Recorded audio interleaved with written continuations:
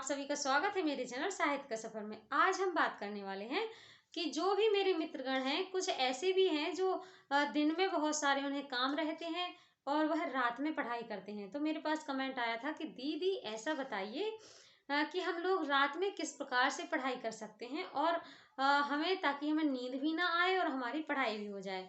रात का माहौल भी बहुत अच्छा होता है, हर किसी की रुचि के अनुसार वह पढ़ाई करता है। इसलिए आज मैं आप लोगों को इसी के ऊपर एक वीडियो लाई हूँ कि आप लोग किस प्रकार से, यदि रात में पढ़ने वाले व्यक्ति हैं तो आप किस प्रकार से अपनी रणनीति बनाएं।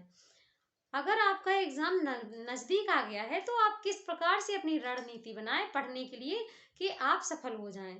तो सबसे पहले आपको क्या करना है, यदि आप रात में पढ़ रहे हैं तो आपको अपने कमरे की, जिस भी कमरे में आप पढ़ते हैं, जहां भी आप पढ़ते हैं, वहां पर आपके कमरे में लाइट तेज होनी चाहिए। क्योंकि यदि लाइट स्लो होगी, आप बिल्कुल कम लाइट जलाकर पढ़ रहे होंगे, तो आपको कहीं ना कहीं आलस आएगा। आलस की वजह से आप वहीं पे सो जाएंगे और इस प्रकार से आपकी पढ़ाई नहीं हो पाएगी।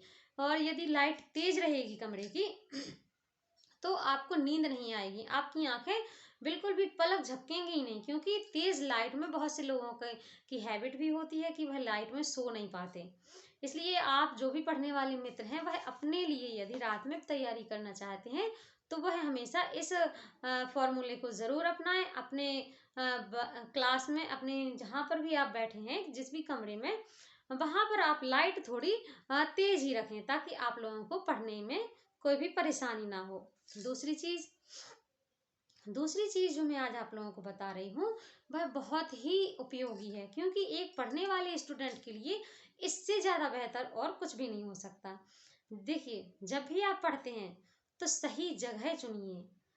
सही जगह चुनने से मतलब है कि आप यदि पढ़ रहे हैं तो कुर्सी, टेबल, कुछ भी, दरी, कहीं भी आप जहां भी पढ़ रहे हैं, आप वहां पर अपने उपयोग की चीजें रखिए जो आपके लिए उपयोगी हैं। और आसपास कोई भी चीजों को मत रखिए, क्योंकि हम जिस माहौल में रहते हैं वहां पर हमें वैसे ही ढलने का हमारा मन प्रयास करने लगता है। तो जब यदि आप रात में पढ़ाई कर रहे हैं तो अपने पास किताबों के अलावा पानी, और यदि आप चाय या कॉफी के शौकीन हैं तो वो भी रख सकते हैं। इसके अलावा आप और कुछ भी मत वहां पर रखिए। और रात में पढ़ने का बेस्ट तरीका है कि आप मोबाइल को दूर ही रखें। क्योंकि क्या होता है कि बार बार आगे अगर मोबाइल पास में रख लेते हैं तो बार बार हमारी आदत होती है कि उस मोबाइल को ही देखेंगे। अब कितना समय होगा, अब कितना समय हो गया। इस प्रकार से मोबाइल से भी थोड़ी सी दूरी बनानी होगी, क्योंकि रात में मोबाइल चलाना हानिकारक होता है।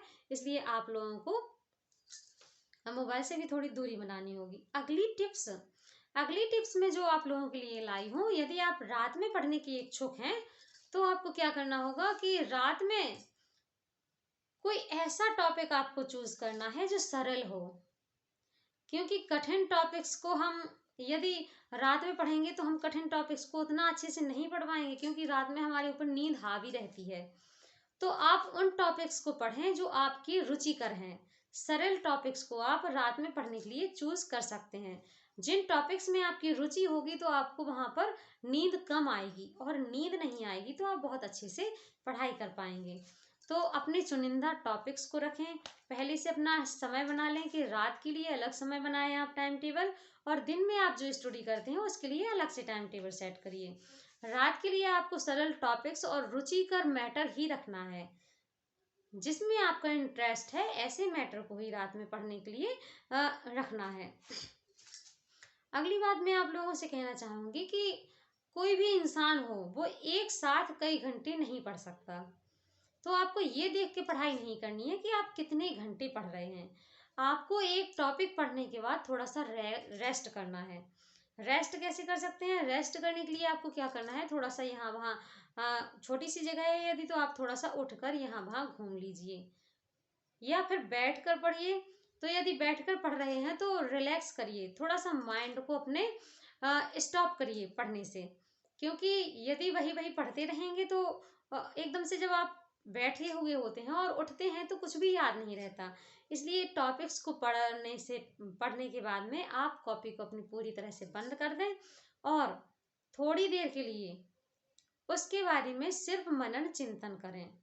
मतलब कि आंखें बंद करके अपने आप से ये प्रश्न करें कि मुझे इस टॉपिक्स में कितना कुछ याद हो गया है।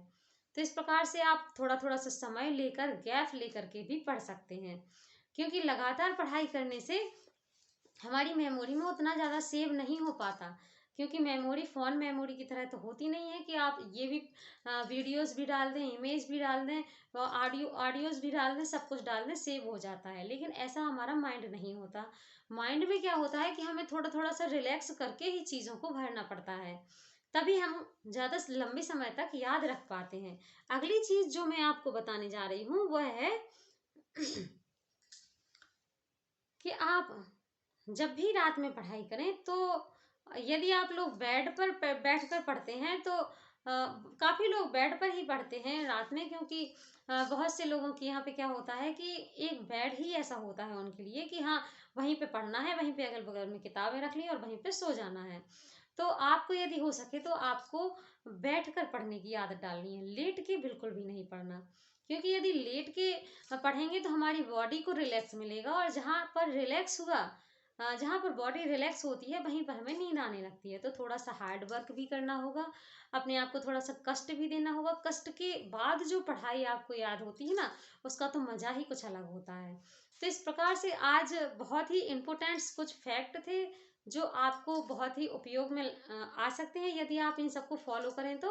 अ, आगे की बातें होंगी अगली वीडियो में, तो बने रहिएगा साहित्य का सफ़र चैनल के बाद में साथ में मैं आपके लिए प्रतिदिन नई नई टिप्स लाती हूँ कि आप किस प्रकार से मोटिवेट हो पाएं और किस प्रकार से अपनी पढ़ाई कर पाएंगे। कोई भी बात होगी तो कमेंट मुझे करते रहिएगा, क्योंकि आपके कमेंट करने से मुझे पता चलता है कि आपको कहाँ और किस टॉपिक में दिक्कत आ रही है। मिलते हैं अगली वीडियो में, आज के लिए इतना ही। फॉलो करते रहिए ये नियम, और इसमें यदि कोई दिक्कत आए तो मुझे एक बार कमेंट